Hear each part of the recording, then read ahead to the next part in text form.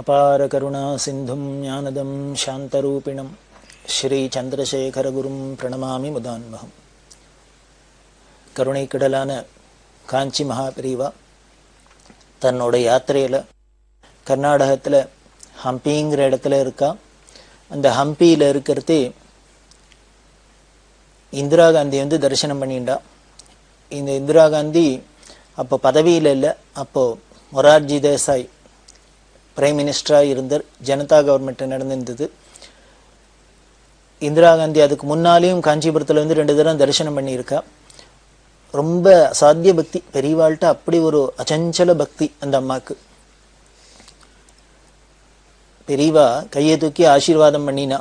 அந்த கையை தூக்கி ஆசீர்வாதம் பண்ணினதுனாலேயே என்ன பண்ணா, தன்னோட சின்னத்தையே மாற்றின்னு தன்னோட கட்சியோட சின்னத்தை கை சின்னமாக மாற்றிண்டா. அது பெரியவாளோட அனுகிரகம் பண்ணின கை அப்படிங்கிறதுனால தன்னோட கட்சிக்கு சின்னத்தையே மாற்றிண்டா. அப்படி ஒரு பக்தி, அபாரமான பக்தி. அரசியல் தலைவர்களில் இந்த இந்திரா காந்திக்கும் எம்ஜிஆருக்கு பக்தவத்சலம் முதலான பல பேருக்கும் ரொம்ப தீவிரமான பக்தி. எல்லாருக்குமே நிறையா தலைவர்களுக்கு பக்தி உண்டு அப்படின்னா கூட இவாளெல்லாம் குறிப்பிட்டு சொல்கிற அளவுக்கு அந்த அளவுக்கு ஒரு தீவிரமான பக்தி இந்த அம்மா தரிசனம் பண்ணிண்டா. அதுக்கு முன்னால் இருந்த தரிசனங்கள்லாம் பெரியவா பேசலை. இப்போ இந்த ஹம்பியில் தரிசனம் பண்ணுறதே பேச முடியுமா இருந்தது, பேசிண்டா. பெரியவா என்ன பண்ணா, அதுக்கு பெரியவா சொல்கிறா ஏன் பேசினா அப்படின்னா, அந்த அம்மா பதவியும் போனதுனால அதுக்கு முன்னால் இருந்த தன்னோட ஆட்சியில் என்ன பண்ணிட்டா, அந்த எமர்ஜென்சி அப்படிங்கிற ஒரு விஷயத்தை கொண்டு அதில் ரொம்ப அவளுக்கு சில கஷ்டங்கள், எல்லாருக்கும் பல பேருக்கு பல கஷ்டங்கள் ஏற்பட்டு இவாளுக்கு ஒரு கெட்ட பேர் வர முடியுமா ஆயிடுத்து. அந்த தாபம்லாம் இருந்தது. அதுக்கப்புறம் என்ன ஆயிடுத்து, அதுலேயே எலெக்ஷனில் தோற்று போய் வேறு கவர்மெண்ட் இந்த அம்மாவுக்கு திரும்பி அதே சிரமங்கள்லாம் வந்தது. இந்த அம்மா ஒரு காராகிரகத்தில் வாசம் பண்ணுறப்பெல்லாம் கூட இருந்தது. அதெல்லாம் ஆகிதான் இப்போ பெரியவாள்கிட்ட தரிசனம் பண்ணுற. அப்படி தரிசனம் ஒரு சிரமப்பட்டுட்டு வந்திருக்கிறதுனால ஒரு ஆறுதலுக்கு வாய் வார்த்தை பேசணும் அப்படின்ட்டு தான் பெரியவா அங்கே ஆறுதலுக்கு அந்த அம்மாட்ட பேசினது. பதவியில் இல்லை, இப்போ வந்திருக்கிறதே பெரியவாள்கிட்ட மனம் விட்டு பேசினா. பெரியவா சொல்கிறா பின்னால் ஏகாமிரத்தில் சொல்கிறதே, அவள் பாவம் மனசு நொந்து போய் வந்திருக்கா, சிரமப்பட்டு வந்திருக்கா, அதனால் ஆறுதலாக இருக்கட்டுமேனு நான் எப்படி இருக்கேன்னு, க்ஷேமாக இருக்கா சௌக்கியமாக இருக்கான்னு விசாரித்தேன்.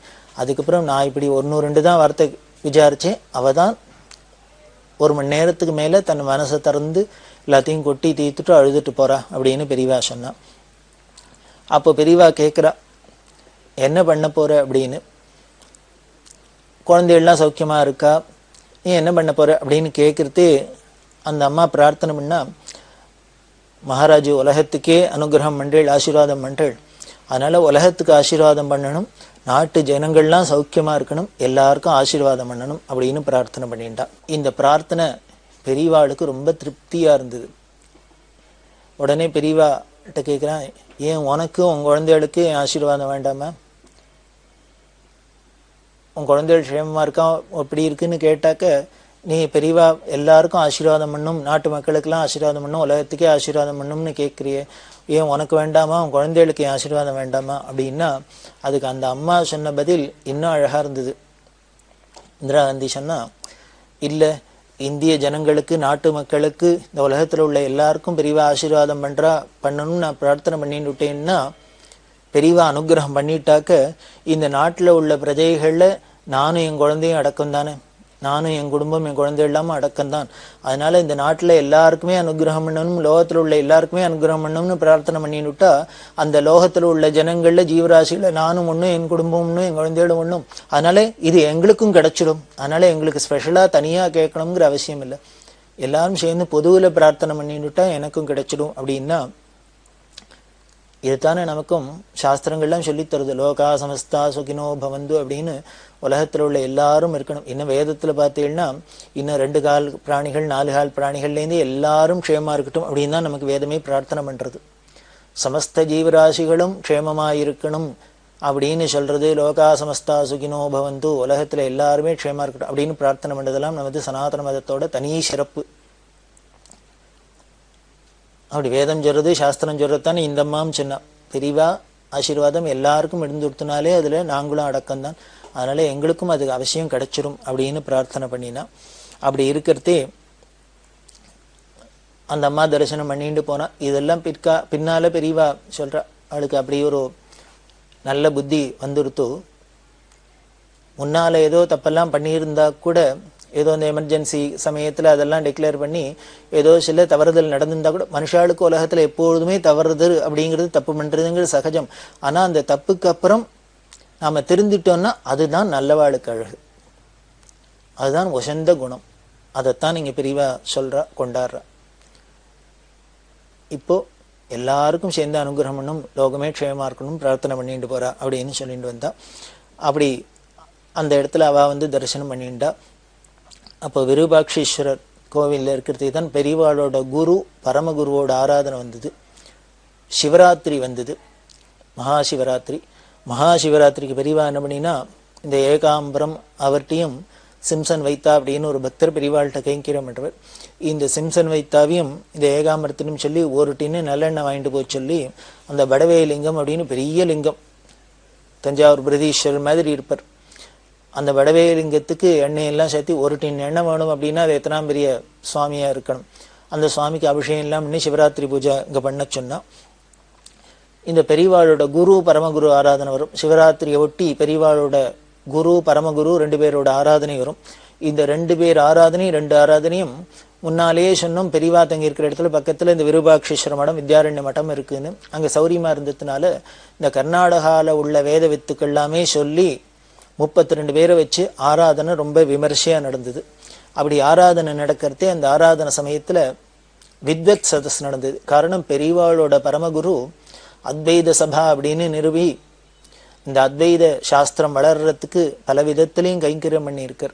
அதனால அவருக்கு ஆராதனை என்ன, அவருக்கு பிராமணாவை வரிச்சு நாம இனிமேல் தட்சிணை கொடுக்குறோம், ஆகாரம் பண்ணி வைக்கிறோம், வஸ்திரம் கொடுக்குறோம், சொர்ணவள்ளி கொடுக்குறோம், அதெல்லாம் இருக்கட்டும். இருந்தா கூட அந்த குருநாதர் என்ன சொன்னாரோ, ஆசை பண்ணாரோ, அதுக்கு வேத சாஸ்திரத்துக்கு என்னென்ன கைங்கரியம் பண்ணணும்னு நினைச்சாலோ அதையும் அந்த தினத்துல பண்ணினாதான் அவளுக்கு இன்னும் பூர்ண திருப்தி இல்லையா. நம்ம அப்பா அம்மா திதி அப்படின்னா சாத்தம்னா நம்ம சாஸ்திரோக்தமா சாத்தம் பண்றோம், அது ஒரு பக்கம் அவசியம் பண்ணத்தான் வேணும். அப்படியும் அவ திருப்தி அடைகிறா. இதுக்கு மேல அவளுக்கு என்ன திருப்தினர், அவ சொன்ன நல்லதெல்லாம் நாம ஃபாலோ பண்றது, கடைபிடிக்கிறதே அவளுக்கு இன்னும் பரம சந்தோஷம் ஏற்படுறது, பரம திருப்தி ஏற்படுது, அந்த ஆத்மாக்கள் சாந்தி அடையிறது. அதுதான் நம்ம முக்கியமாக கற்றுக்கணும். இதை எதுக்கு நான் குறிப்பிட்டு சொல்றேன் அப்படின்னா, தன்னோட குரு பரமகுரு ஆராதனையில பெரியவா உடனே வித்வத் சதஸ் வைக்கிறா அப்படின்னா, ஆராதனைக்கும் வித்வத் சதஸ்க்கும் என்ன சம்பந்தம் அப்படின்னு நமக்கு தோணலாம். அந்த பரமகுருநாதர் தான் இந்த அத்வைத சாஸ்திரம் தழிச்சிருக்கு, எல்லாருக்கும் ஞானம் ஏற்படுறதுக்கு அத்வைத சபானெல்லாம் ஏற்பாடு பண்ணினவரா இருந்ததுனால, அவர் அந்த சமயத்துல அவரை ஸ்மரிக்கிற தினத்துல அவர் சொன்ன காரியத்தையும் பண்ணணும் அப்படிங்கிறதுனாலேயே இந்த வித்வான்கள்லாம் வச்சு இந்த வித்யாரண்யர் சன்னதியில வித்வத் சதஸ் நடத்தினா. அதுல வித்வான்களுக்கெல்லாம் சம்பாதனை பண்றதுக்கு ஷாண்டூர் ராஜா குடும்பம் அவ வந்திருந்தா. யுவராஜாக்கள்லாம் எல்லாருக்கும் சால்வை எல்லாம் போத்தி சம்பாவனை எல்லாம் பண்ணி எல்லாம் பண்ணினா. அதுல ஏகாம்பரத்துக்கு ரொம்ப சந்தோஷமா இதை தெரிவிச்சுப்பார். என்னன்னா, இப்படி ஒரு பெரிய வித்யாரண்யர் சன்னதியில பெரியவாள் சந்நிதியில அவ ஏற்பாடு பண்ணி பெரியவாளோட குருநாதல் ஆராதனை தினத்துல வித்வத் சதஸ் நடக்கிறது. பல வித்வான்கள்லாம் எல்லாரும் அந்த வித்வத் சதஸ்ல கலந்துன்னு சம்பாவனை இருக்கா. அந்த இடத்துல இந்த ஏகாம்பரமும் உபனிஷத்துலாம் சொன்னார் அப்படிங்கிறதுனால, பாராயணம் பண்ணினதுனால இவருக்கும் ஷால்வை எல்லாம் போட்டு மரியாதை பண்ணினா. அது அவர் பரம சந்தோஷமா பாக்கியமா எடுத்துக்கிறார். நமக்கு ஒரு சந்தோஷம் தானே இருக்கும். ஈஸ்வரனே குருநாதரே நம்மளையும் ஒரு பொருட்டா மதிச்சு நமக்கும் ஒரு சந்தோஷப்படுறாப்புல நம்மளையும் ஒரு கௌரவப்படுத்துறா அப்படின்னா அது ஒரு பெரிய கௌரவம்னா.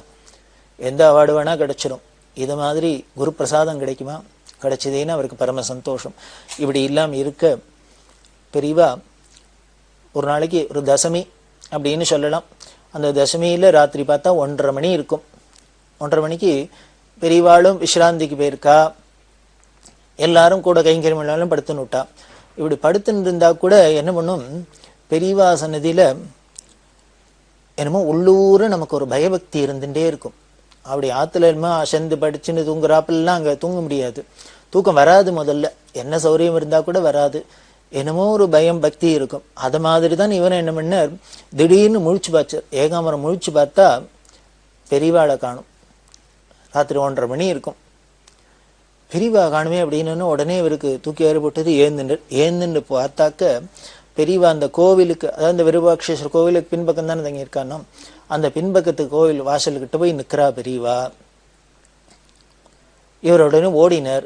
எதுக்கு ராத்திரி 1:30 மணிக்கு வந்து பெரியவா இங்கே வாசக்கிட்ட நிற்கிறான்னு. பெரியவாளும் மௌனத்தில் இருக்கா.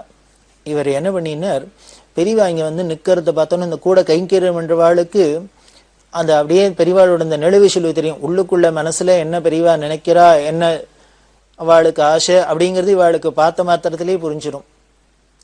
அந்த பாரிஷதர்களுக்கெல்லாம் அதுதானே ஒரு பெரிய ப்ளஸ் பாயிண்ட், அதுதானே பெரிய வரப்பிரசாதம். அதனால இவர் என்ன பண்ணினார், பெரியவா இப்போ எங்கேயானு கிளம்புறாளான்னார், யாத்திரை கிளம்புறாளான்னு. உடனே பெரியவா ஆமான்னு தலையாட்டினான்.